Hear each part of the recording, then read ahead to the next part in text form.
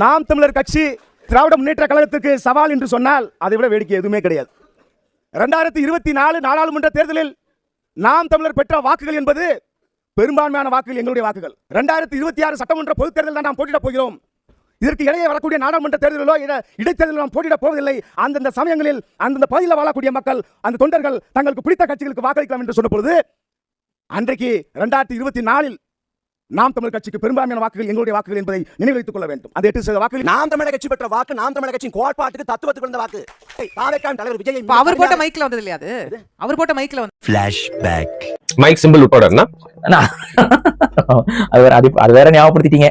நான் வரேன். அவன் வீரனடா, அவன் யோசிச்சான் கேம்பெயினை தொடங்கவா மைக்க கையில் எடுக்கவா எல்லாம் பதறிட்டான்.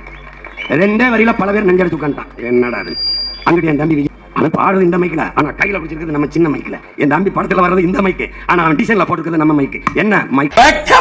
எந்த அளவுக்குன்னா போன தேர்தல்ல ஒரு பிரச்சாரத்தை முன்னெடுத்தாங்க. என்ன பிரச்சாரம்னா விசில் போடுன்னு ஒரு பாட்டு, மைக்கோட அந்த பழைய மைக் சிம்பிள் வந்து அந்த பாட்டோடைய அந்த ப்ரோமோ போட்டோல வந்துச்சு.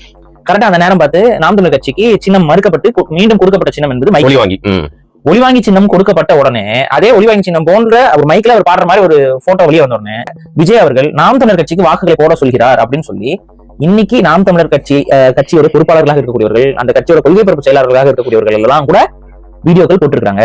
மைக்கை காட்டி விஜய் அவர்கள் சீமான் அண்ணனுக்கு தான் ஆதரவு தெரிவிக்கிறாரு அப்படின்னு பேசியிருக்காங்க. எங்களுடைய தமிழ்நாட்டுடைய இன்றைய சூப்பர் ஸ்டார் விஜய் அவர்களும் அறிமுகமான ஆதரவை கொடுத்திருக்காரு. கேம்பெயினை தொடங்கட்டுமா, மைக்க கையில் எடுக்கட்டுமா? மரியாதைக்குரிய தளபதி அவர்களே, மைக்க கையில் எடுத்து 25 நாள் ஆச்சு. பாராளுமன்றத்தில் இந்த மைக்கில் போய் எங்களுடைய பாராளுமன்ற உறுப்பினர்கள் பேசுகிற பேச்சுக்கு மட்டும்தான் நீங்கள் எப்போது சொல்லுங்க வெயிட்டிங். அதே மாதிரி 2010 நாம் தமிழர் கட்சி ஆரம்பிச்ச போது இன்றைக்கு கிட்டத்தட்ட 12 ஆண்டுகள் ஆயிடுச்சு.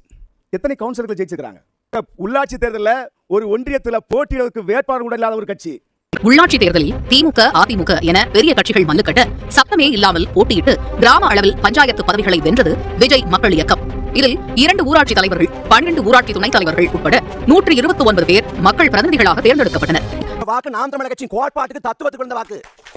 தலைவர் விஜய் அவர் போட்ட மைக்ல வந்தது இல்லையா? அது அவர் போட்ட மைக்ல வந்தது. இடம் சரியில்லை, கிளம்பிட வேண்டியதான்.